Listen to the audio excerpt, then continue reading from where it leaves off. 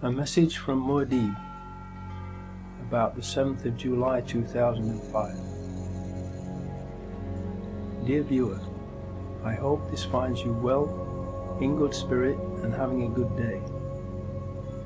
Regarding the 7/7/2005 terrorist attacks in London, let us look at the facts and see what we were told and compare them. Then, using Occam's razor and common sense, let us see what conclusions are to be drawn, so we can all understand what most likely really did happen that day. First chapter, title, Mock Exercises and Bomb Hoaxes in the Run-Up to 7/7/2005. More than a year before the 7/7/2005 attacks, on the 16th of May 2004, an edition of the BBC One Panorama programme broadcasted a mock exercise imagining what would happen if a terrorist attack was executed in London in the near future, consisting of 3 explosions on tube trains in the London Underground and 1 explosion on a road vehicle. The following excerpt from the BBC programme gives us a good idea of why this programme was made. If there are now bombs going off above ground, in this case a lorry being attacked, it could happen anywhere. So the potential for mass panic across not just the capital but the whole country is very much with us. I think therefore we need to look at more serious measures. We do have reserve powers in effect to take over the BBC if we were to wish to, and to get them to broadcast whatever we wanted them to broadcast. Those powers are there in the Broadcasting Act. My advice to the Prime Minister would be not to use those, but I think we should be talking to the broadcasters about having the Prime Minister on the air very quickly. You wouldn't disagree with that, Michael, at all? No, I entirely agree that the Prime Minister should be out there, and we shouldn't be using the powers to bring in the BBC, but we should certainly be talking to the broadcasters about the way in which the coverage is going to be organised. Please note well that he said the coverage is going to be organised. In other words, he was saying that they would write the script for and then edit and control the media coverage of an event in which there were 3 explosions on London tube trains and 1 on a road vehicle, if such an event were to take place in the near future. The question that begs to be asked is this: was that what they were actually in the process of planning, and precisely the reason for that programme? This is the kind of terrorist attack the government repeatedly says is going to happen. We've been absolutely clear, we can't guarantee that there will never be an attack. It's quite likely that they're planning one now. I am wondering about the purpose and effect of this very programme. This BBC Panorama programme appears to have been used by those behind the 7/7/2005 attack as the means by which the media's response to the attack in the near future was studied, so it could be controlled and directed towards their own ends. Mr. Price plays the bad cop and issues the threat of taking over control of the BBC, and then Mr. Portillo plays the good cop and says that there is no need to do that as long as the BBC behaves itself and broadcasts whatever they want them to. The good cop, bad cop scenario is just theatre, to deceive the viewer. The reality is that the BBC is a government propaganda machine and is already, and always has been, controlled and used by the government. The headlines at 9 o'clock. In the past hour, there have been 3 major explosions on the London Underground. The first occurred at 8:10 on the Piccadilly line between Knightsbridge and Hyde Park Corner. The second at 8:16 on the Central line between Tottenham Court Road and Oxford Circus. And the third at 8:27 as a train was arriving at Vauxhall Station from Stockwell on the Victoria line. Emergency services have been called to all three scenes. There are no reports available yet on the number of casualties, and the police have said that it's too early to identify a possible cause. London Underground is now closed, and the police are asking people not to travel. 350,000 people alone are making their way towards the city of London at this point. And if the access overload system has been triggered and they can't get onto their mobile telephones, this will have profound indications for them, the next of kin. We can now confirm that a tanker carrying chlorine has exploded at the junction of Shoreditch High Street and Commercial Street. Chlorine is extremely toxic in this form, and the police are issuing express warnings to people to stay indoors, close windows and remain there until the all clear is given. In the days leading up to 7/7/2005, there were hoax bomb scares in Nottingham and Sheffield. Were these false alarm hoaxes meant not only to cause panic and confusion, but also to lull everyone into a false sense of security and into thinking that the initial reports in London on 7/7/2005 would also be false alarm hoaxes, so people would ignore them until it was too late? Second chapter title: Peter Power, Dupe or Accomplice? Then, on 7/7/2005, we were told on TV by Peter Power of Visor Consultants that they, and the private company employing them, who helped choose the scenario for it, were running a mock terrorist drill in the London Underground, with practically the same scenario as what actually really happened on that day. In other words, the actual mock anti-terror drill that the BBC Panorama programme of May 2004 had outlined had been chosen by Visor's client to be carried out on the very same day that 4 Muslim suicide bombers also chose the same scenarios that Visor's client had chosen for the mock drill, causing real and devastating explosions on 3 London tube trains and 1 road vehicle. Please think about that unbelievable set of coincidences for a few seconds, to let the implications of it sink in.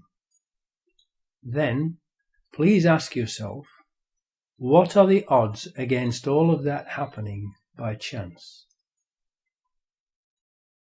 Just to get this right, you were actually working today on an exercise that envisioned virtually this scenario. Almost precisely. I was up until 2 o'clock this morning because it's our job, my own company, Visor Consultants. We specialise in helping people to get their crisis management response. How do you jump from slow time thinking to quick time doing? And we chose a scenario with their assistance which is based on a terrorist attack because they're very close to a property occupied by Jewish businessmen. They're in the city, and there are more American banks in the city than there are in the whole of New York.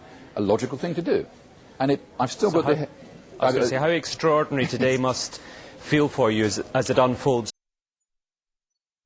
In his TV video clip, Peter Power states that their customer helped to choose the exact scenario.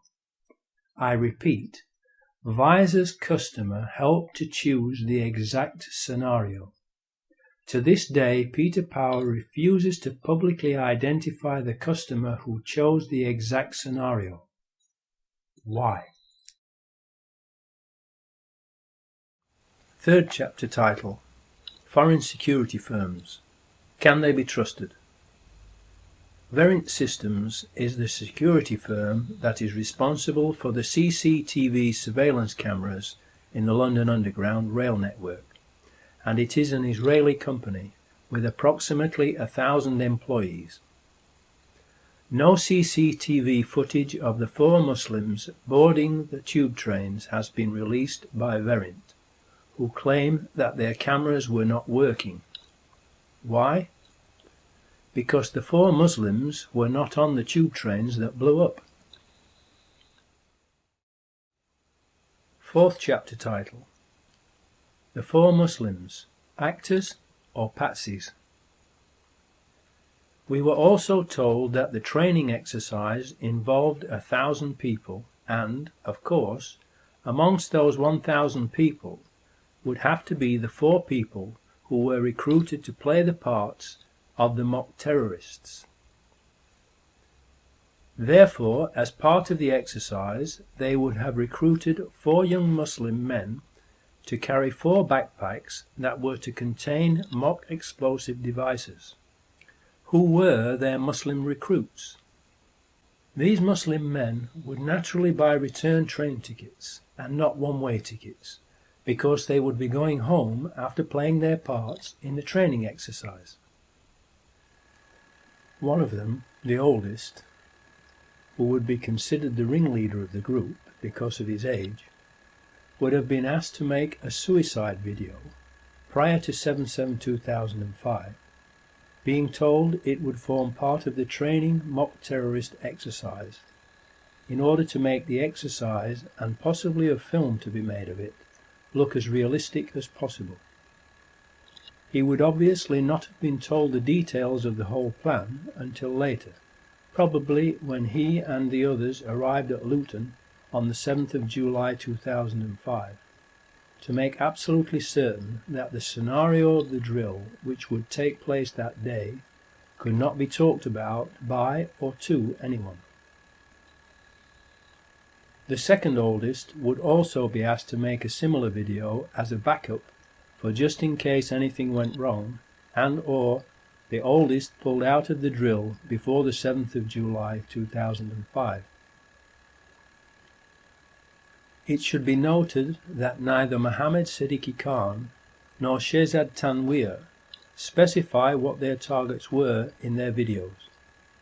It is also interesting to note that no one has ever claimed responsibility for the 7/7/2005 bombings, except for a message on a fake Al-Qaeda website on the same day that was traced to Texas in the USA.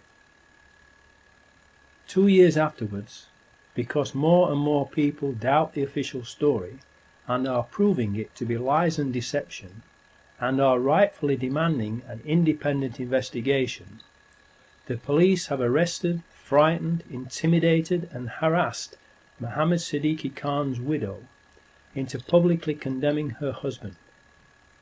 She has a young daughter to protect and has stated that she is now afraid of the police. They kept her in custody for 6 days to intimidate her, and then showed her what they claim is her husband's will and suicide note. Obviously, this was done to get her to condemn her husband publicly, in exchange for the authorities' implied agreement to leave her alone, to which she will have agreed in order to protect herself and her young daughter from further harassment. Where were these documents found, and why did it take 2 years for them to be shown to her? They are, after all, her rightful property, if genuine. 2 years is ample time to forge a short handwritten note and signature on a will.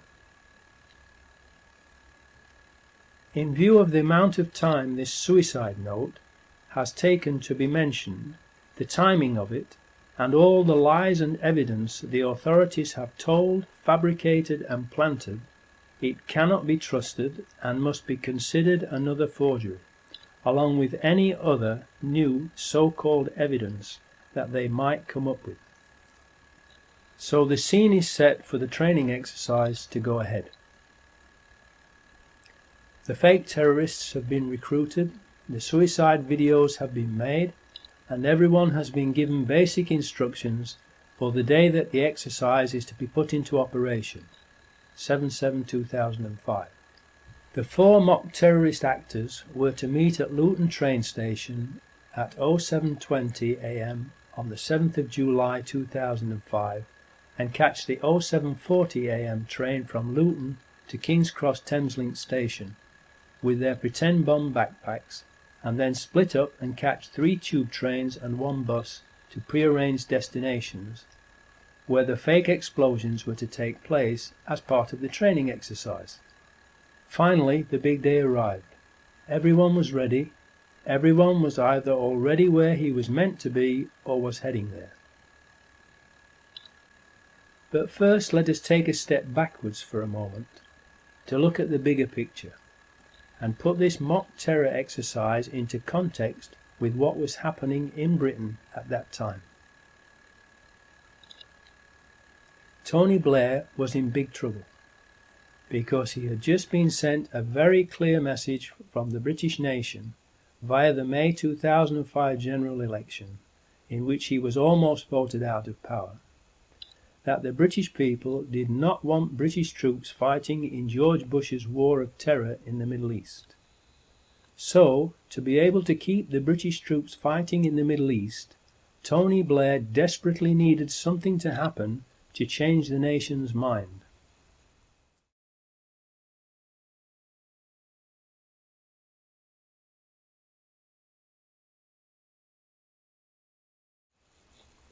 Gleneagles. Tony Blair, George Bush, G8 meeting. Agenda of addressing world poverty forced on them by Live 8 concerts around the world, but not for long.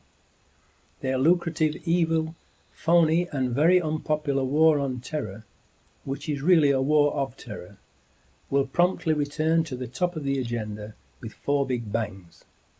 No time for the poor. The rich have lots more money to make and people to murder. Leeds, where 3 of the Muslim actors lived and were recruited, and where the oldest, Mohammed Siddiqui Khan, was befriended by the local police and was regularly called upon by them to help them to sort out gang rivalry problems. Mohammed was also taken on a tour of the House of Commons by a Leeds MP who befriended him. The perfect patsy, someone who was made to believe he could trust the authorities and that they would therefore not deceive or harm him. Someone who could in turn recruit 2 other Muslims for the drill so they could all become famous and make a nice bit of clean and easy extra money and show their patriotism by helping the authorities to protect Britain from terrorism. Aylesbury, a 4th Muslim actor who has been recruited, Jermaine Lindsay from Aylesbury, will also meet them in Luton. Luton. Transport security firm ICTS, another Israeli company, has an office just a mile away from the Luton train station, which is suspected to be where the Muslim actors received their final instructions before setting off for the train station. The details of which trains to board, which carriages to get into, where to sit, and which bus to catch, where to sit on it, and at what time. London. Commissioner of Police Ian Blair, Rudy Giuliani, Mayor of New York on 9/11, Benjamin Netanyahu, who said 9/11 was good for Israel, Peter Power, and all those taking part in the mock terrorism drill are present in central London, in or around London Underground locations where the explosions take place, and also Tavistock Square. The 4 men were supposed to arrive together on time at Luton Station and be caught on CCTV at 07:21:54 a.m. entering the station, but 3 of them are not on the same video frames as Hasib Hussein, so have to be inserted later using computer software, hence the obviously and very badly doctored official single frame time-stamped photo that we have been shown from the CCTV outside Luton Station. They can't show them moving because it has been faked. That's why they show only one single frame still photo. Why did the authorities have to fake this photo? They would have had to fake it because 3 of the actors missed the tube trains that they were supposed to catch and which blew up without them being on board. And so there was no video footage from Verint systems of them boarding the 3 tube trains for the authorities to be able to use as false evidence to try to prove to the public that the Muslims were guilty. So they had to doctor and show us the fake photo instead. Remember what Michael Portillo said on the May 2004 BBC Panorama programme. The coverage is going to be organised. So far, they are apparently running according to the training exercise plan and on schedule. Fifth chapter title, The Ghost Trains. Unfortunately for the people who have organised the event, the train that the 4 Muslim actors are supposed to catch, the 0740 AM train to King's Cross Thameslink, has been cancelled, and the next one too, so they cannot possibly make it in time to catch the tube trains that they were supposed to catch as part of the training exercise. The best laid plans of mice and men often go awry, as the hand of God interferes. In spite of official confirmation that the 0740 AM train was cancelled and the next one too, the Home Office report still contains the lie that the non-existent 0740 AM train was the one that the 4 Muslims caught. The authorities have to keep lying about it in order to continue to try to make the public believe that 3 of the 4 Muslim men who boarded a train from Luton to King's Cross arrived in time to catch the 3 tube trains that blew up.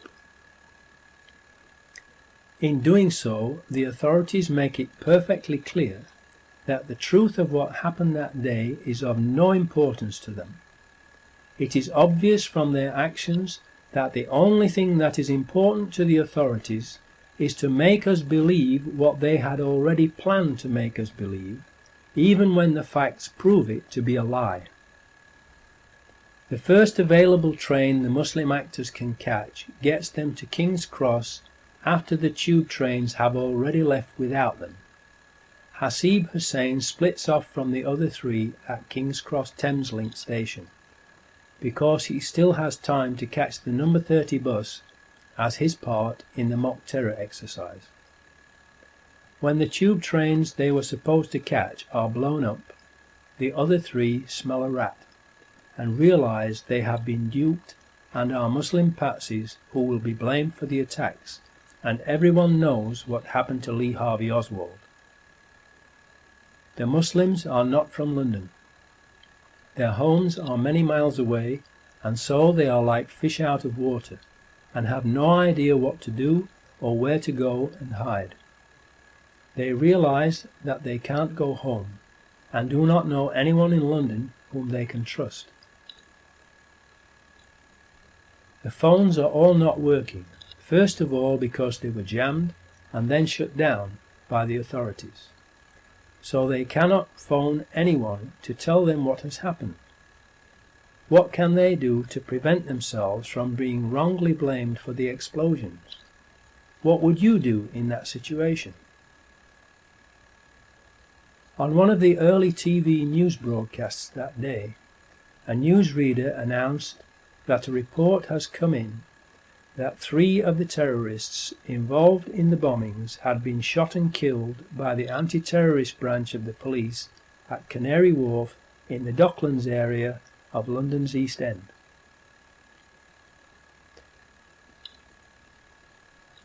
The announcement was made only once and never repeated for obvious reasons.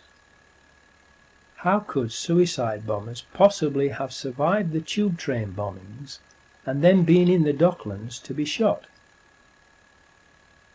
In a New Zealand Herald newspaper article, it says that 2 people were shot dead outside the HSBC building, and in Canada's Globe and Mail newspaper, only 1. There is another newspaper report that the police shot a suicide bomber outside the Credit Suisse First Boston Bank, which is approximately 1,400 feet or 467 yards away from the HSBC building, measured door to door. The 2 buildings are very different in both shape and size, and 467 yards apart, and thus they are not easily confused with each other. Police were yesterday probing reports a man had been neutralised outside Canary Wharf. It is believed the man was shot dead by police marksmen outside the Credit Suisse First Boston Bank, South London Press. That means that the police shot and killed at least 3 suicide bombers in Canary Wharf on 7/7/2005. How could suicide bombers, who were supposed to have blown themselves up on the 3 tube trains, have survived and been shot dead at Canary Wharf? If we have at least 3 of the 4 suicide bombers shot dead at Canary Wharf, and we know they weren't on the tube trains that blew up, because the 07:40 AM train from Luton to King's Cross was cancelled that day, then we have overwhelming proof that they did not blow the tube trains up, and that the blowing up of the 3 tube trains was an inside job. At the Canary Wharf Docklands site, there are media companies for the Muslim patsies to have told their story to and cleared their names if they could, and 2 possible escape routes: via air from the nearby London City Airport that has flights to 34 destinations in the UK and Europe, and, if they couldn't fly out, there was the possibility of getting a boat across the Channel to France. 6th chapter title: The number 30 bus. The 4th Muslim backpacker, Hasib Hussain, who has been blamed for the number 30 bus bombing, is reported to have been seen wandering around London, going into McDonald's and eating a beef burger. He is reported to have tried unsuccessfully to contact the other 3 by phone on Euston Road outside King's Cross at 08:55 AM, but the phones were not working because they were first of all jammed and then shut down by the authorities. What happened to him? He was the youngest of the 4, only 18 years old, and described by those who knew him as a gentle giant. Therefore he was possibly the least worldly wise, and he was also on his own in a strange city and a long way from home. He might not have realized he was in danger of being framed as a patsy, believed all the chaos around that part of London was just part of the mock terrorism exercise that he was part of, and so just continued with his assigned role, which was to board a certain double-decker bus at an appointed time and sit at the back of the top deck. A double-decker upon which a large advertisement for a play had been placed on one side, reading, "Outright Terror, Bold and Brilliant." Please think about that sign on the side of the bus and the sick minds of the people who planned the attacks. Now this is where it gets weird, because we are told that Hasib Hussain started from King's Cross Thameslink station and was seen on a number 91 bus travelling west along Euston Road to Euston Station, where he caught the number 30 bus that would have then travelled east back along Euston Road, retracing his steps back to where he started from at King's Cross, if it had not been diverted into Tavistock Square. Why would someone carrying a large, heavy backpack do that, unless he was following a script, written by someone who knew in advance that that particular number 30 bus, registration LX03BUF, would be diverted into Tavistock Square, and that Hasib Hussain would therefore not be able to get on it at King's Cross Thameslink, which is where he had arrived at on the train from Luton? Only someone who is a stranger to London would do that without asking why, because it is a totally illogical thing to do for someone who knows London and knows that the number 30 bus goes past King's Cross Thameslink station, so that they could have caught it there instead. It would have been a complete waste of time, energy, money, and an unnecessary risk to take, and thus a totally illogical thing for a real terrorist to do. It now gets unbelievably weird, because the number 91 bus that Hasib Hussein is reported to have taken from King's Cross along Euston Road to Euston Station to board the number 30 bus, registration LX03BUF, that got diverted into Tavistock Square, actually goes to Tavistock Square. So, if he wanted to get to Tavistock Square, he could just have stayed on the number 91 bus and been sure of getting directly to Tavistock Square. The number 91 bus route goes from King's Cross to Tavistock Square.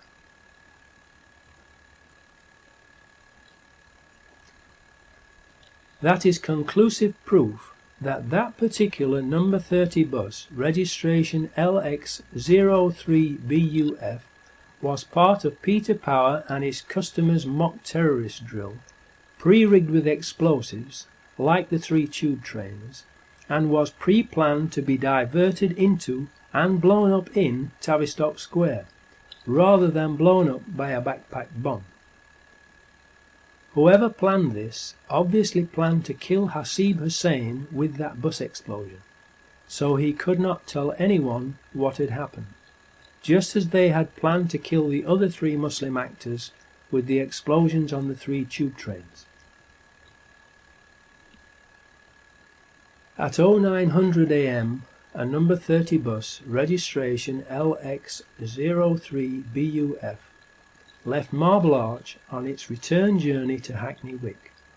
It arrived at Euston bus station at 09:35 AM and was then diverted from its normal route into Tavistock Square and stopped outside the medical offices of the BMA, where it was blown up at 09:47 AM as part of the terrorist exercise gone live.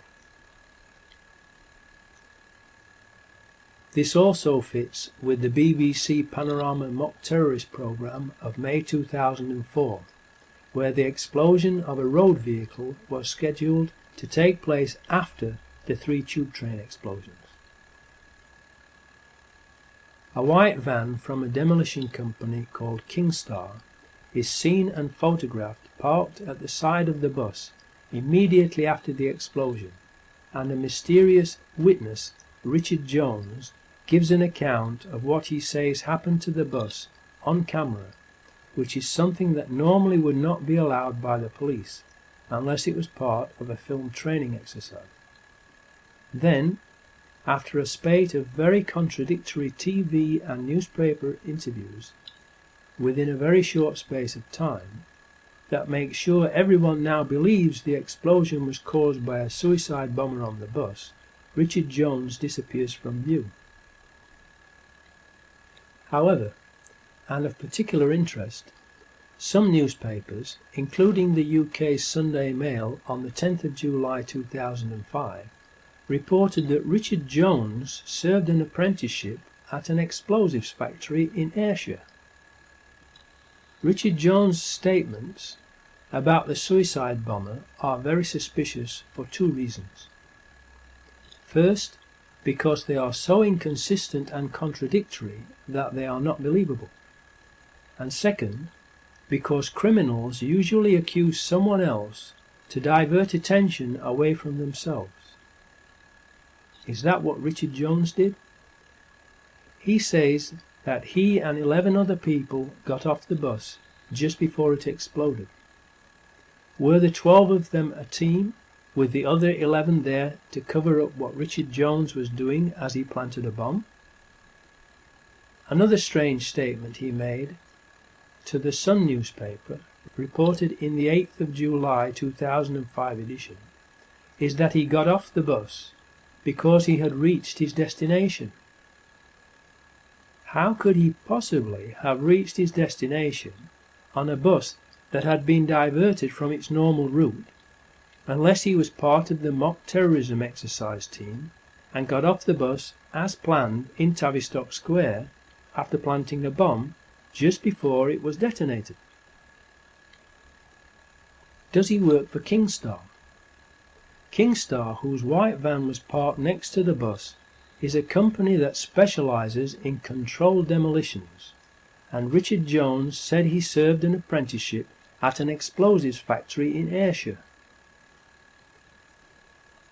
Was the Kingstar van there as part of Peter Power and his customers' training mock terrorism drill to supervise the mock explosion that became real? So, if Hasib Hussain was supposed to have been on that number 30 bus, registration LX03BUF, how would it be possible for him to get the exact bus that would get him to one of the 4 locations where the mock terrorist exercise would be taking place, when that bus was diverted from its normal route to Tavistock Square, unless he had been recruited to play the part of a mock terrorist and told exactly which bus to get, where and at what time by the people who organised the mock terrorism exercise and who knew the bus would be diverted to Tavistock Square?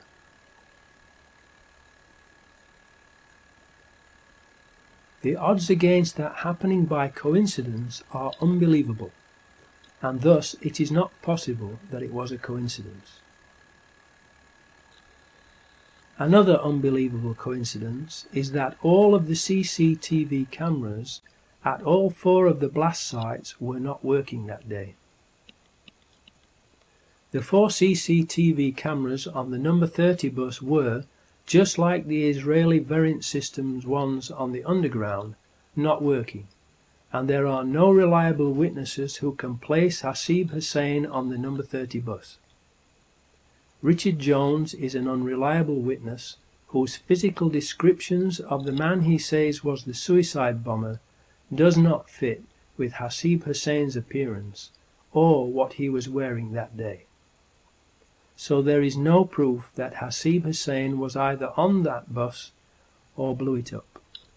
Even so, he has been tried and wrongfully found guilty of blowing up the number 30 bus by the government-organised and controlled media machine, without a shred of real evidence. They claim to have found Hasib Hussain's ID in Tavistock Square. However, they also claim that ID from another of the 4, Mohammed Siddiqui Khan, was found in at least 2, some reports say 3, separate blast locations. He cannot possibly have been in 2 or all 3 locations at the same time, proving that these items were planted after the blasts. How could their IDs have survived suicide bomb blasts? Millions of people are aware of the magic fireproof Mohammed Atta passport that was planted at the World Trade Center on 9/11. In light of these incidents, if ID from Hasib Hussain was found at Tavistock Square, it does not necessarily mean that he was on the bus and not somewhere else. Or, if he was on the bus, that he blew the bus up. What has happened to the presumption of innocence, and being considered innocent until proven guilty, and convicted by a jury of your peers in court, that has always been the mainstay of British justice? The most likely case is that the number 30 bus had been pre-rigged with explosives during its previous service, when the CCTV cameras were disabled. The CCTV systems on stagecoach buses are normally either the Israeli company Variant Systems RP12001 or Timespace X200. A witness, Richmal Marie Oates Whitehead, aged 35, who worked at the BMA in Tavistock Square and was hailed as a heroine for her actions during the London bombings, said she heard 2 explosions on the bus. The controlled media immediately went on the offensive and did a character assassination of the heroine, because her testimony did not fit with the official story, and she died unexpectedly shortly afterwards. However, other witnesses also reported a second explosion on the bus. Richmal's and other witnesses' testimonies would account for pre-planted explosives and a bomb being planted later on 7/7/2005. What we can be certain about, though, is that, either on the bus or elsewhere, Hasib Hussain, like the other 3 Muslim patsies, was murdered. 7th chapter title: Pre-planted explosives. Witnesses of the tube train explosions state that there were no Muslims with backpacks and no backpacks or bags left unattended on the trains in the carriages that blew up, and the floors of the trains blew upwards from underneath, not downwards, as would be the case with explosives inside the trains. Explosives under the train floors, powerful enough to rupture the carriage floors and bend them upwards, would also lift the carriages up off the rails and derail them, as did happen. Those explosives were not homemade, but military-grade high explosives that would not be available to Muslim suicide bombers. The official story was that they used homemade explosives, which has later been proven to be a lie. So we know from reliable eyewitnesses who can be traced that there were no backpack homemade bombs or Muslim bombers inside the tube train carriages that blew up, and that the floors blew upwards, so the bombs, which were made from military-grade explosives, must have been fastened underneath the floors of the train carriages. Only people having access to the tube trains during the times that the trains were not running would be able to plant those bombs under the train floors. Benjamin Netanyahu, the Israeli finance minister, said that he was warned by Scotland Yard not to leave his hotel room on the morning of 7/7/2005 before the first explosion was reported, implying that they had foreknowledge of the plan. Scotland Yard then quickly denied being the ones who had provided the warning, but have not told us who did warn Netanyahu if they did not. Why was Benjamin Netanyahu warned, but not the British people who pay their wages and whom they are paid to protect? Was it because it would have spoiled their evil plan to murder British people, to change the nation's mind about British troops fighting in the Middle East? 2 weeks later, the head of the Israeli Mossad, General Meir Dagan, said that he had warned Benjamin Netanyahu at 08:40 a.m. on 7/7/2005, 10 minutes before the first blast occurred. How did he know what was going to happen in London if Scotland Yard did not warn him? Did he wait to warn Benjamin Netanyahu until it was too late to warn the British people, so as not to spoil their evil plan? Was the London bombing a covert MI5 operation, or an Israeli Mossad operation, or a joint operation by both of them? The British people have the right to know. Tony Blair said on the day of the explosions that "we know this was done in the name of Islam," when there was no proof whatsoever of who had done it, therefore indicating he possibly had foreknowledge of the plan and who they intended to blame and the reason why they were going to blame the Muslims. As proof that this was a slip-up and needed covering up, look at how the BBC later falsely reported his actual words, giving further proof that the BBC is a government propaganda machine and the coverage was organised, exactly as Michael Portillo said it would be in the BBC Panorama programme in May 2004. Later that same day, Ephraim Halevi, a former head of the Israeli Mossad, wrote in an article published on the Jerusalem Post website at 18:10 p.m. London time that the attacks had been carried out simultaneously with near-perfect execution. How did he know they had only been near-perfect? How could he have known what the perfect results should have been in order to know that the actual results were not perfect, unless he was in on the plot?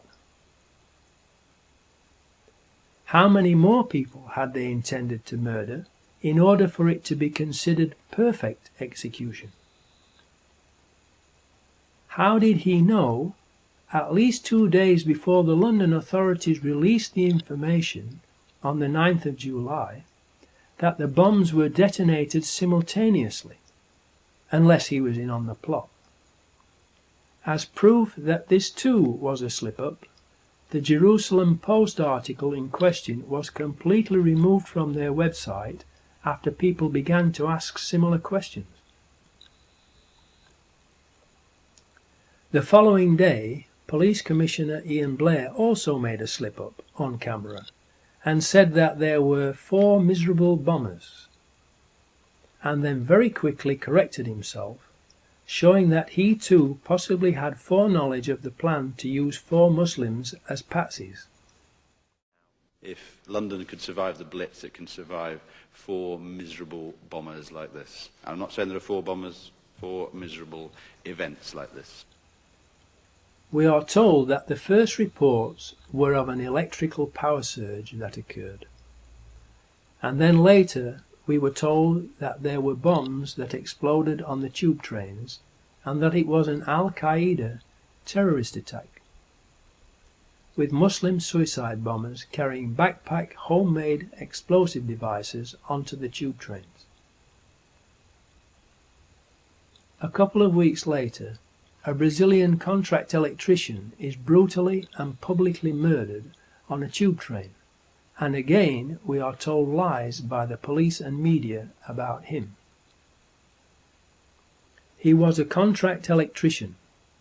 For whom had he been working, and what had he been working on in the days leading up to the 7th of July 2005? Remember that the first reports from the media about 7/7/2005 were of an electrical power surge, and John Charles de Menezes was a contract electrician. Was he hired as part of the terrorist exercise's 1,000 people to wire up devices for mock explosions to be set off by a power surge? Did he see the explosive devices being fastened under the tube train carriage floors and later realize what had really happened and was starting to talk about it? Did they, the hierarchy enslaving you, publicly execute him to shut him up and as a warning to others to keep their mouths shut? We have been unable to find out where he worked. We know about his cousins who live in London and his family coming over from Brazil, but we do not know where he worked. Why? Who is the person calling himself Richard Jones and claiming to have been next to the suicide bomber on the bus and a witness to the bus bombing? And why did he tell so many lies? Why did Peter Power smirk, grin and giggle when he spoke about the coincidence that the exercise had turned out to be real when lots of people had been killed and injured? What is funny about that? The probability of the 7/7/2005 drill and attack coinciding without being planned to coincide in a 10-year period is 1 chance in 3,715,592,613,265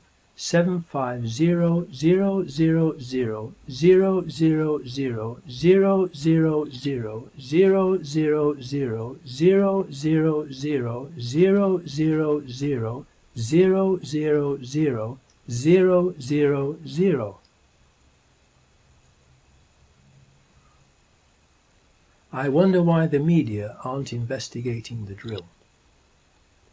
Why are Peter Power, Verint Systems, Richard Jones, Commissioner Ian Blair, the anti-terrorist branch who shot and murdered these innocent people, the Israeli Mossad, Tony Blair and the government itself not under investigation for these horrendous crimes? 8th chapter title, Conclusion. The times of the trains and tube trains on that day have been carefully checked. The first train after 07:40 a.m. left Luton at 07:56 a.m. and arrived at King's Cross Thameslink station at 08:42 a.m. The 3 tube trains that blew up left King's Cross Underground station at 08:35 a.m. the eastbound Circle Line train number 204. 08:42 a.m. the westbound Circle Line train number 216. 08:48 a.m. the Piccadilly Line train south. It was therefore impossible for any of the 4 accused Muslims to have caught the tube trains that blew up.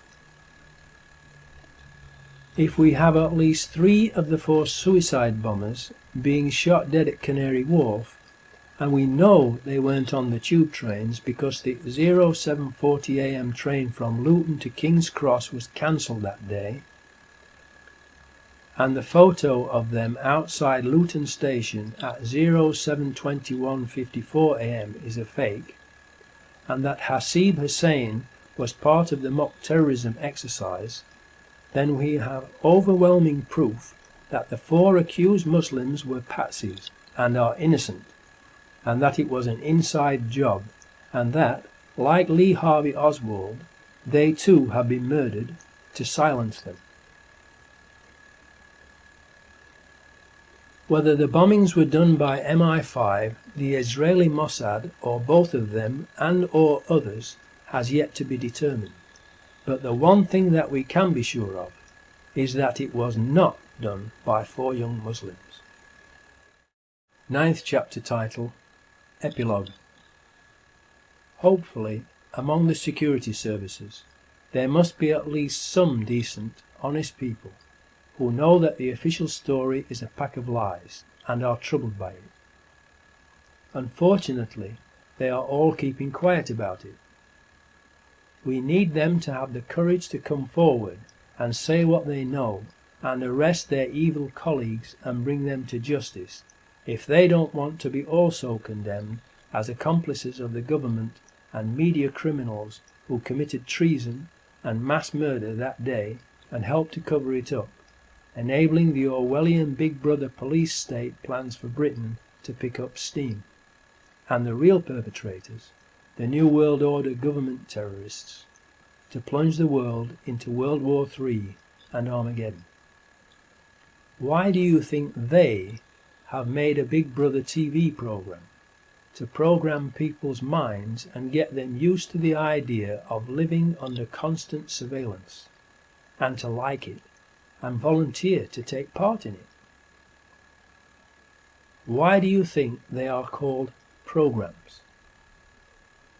It is because they are used for mind control, brainwashing, programming of the public's minds into obeying and sleepwalking whilst following their New World Order hidden agenda.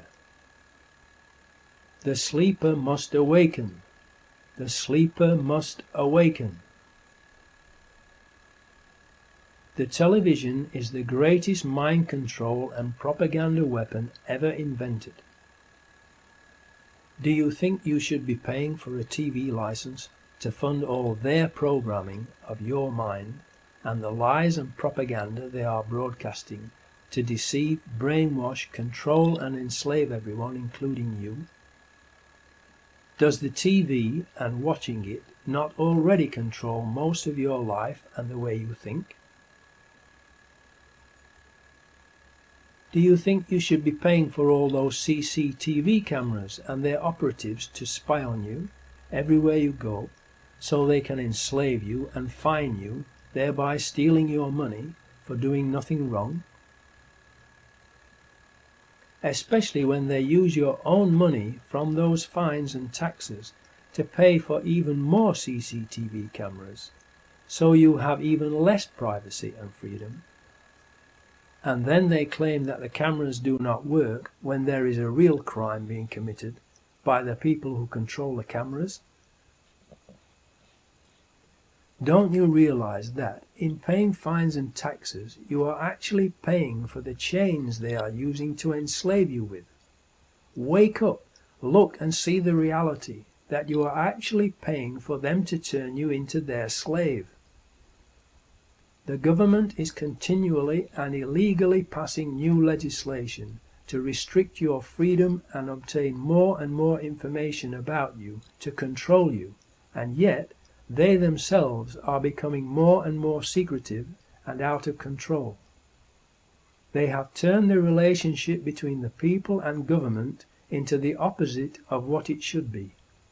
It should be public servants serving the people, not the people serving public government masters or, more accurately, dictators. Please, for your own sakes, make copies of this film for everyone you know and for the media outlets in your area, to wake them up and let everyone know the truth, so that the public will give the decent, honest people in the security services their support and encouragement to tell the truth and arrest their evil colleagues. Long live the fighters. Muad'Dib.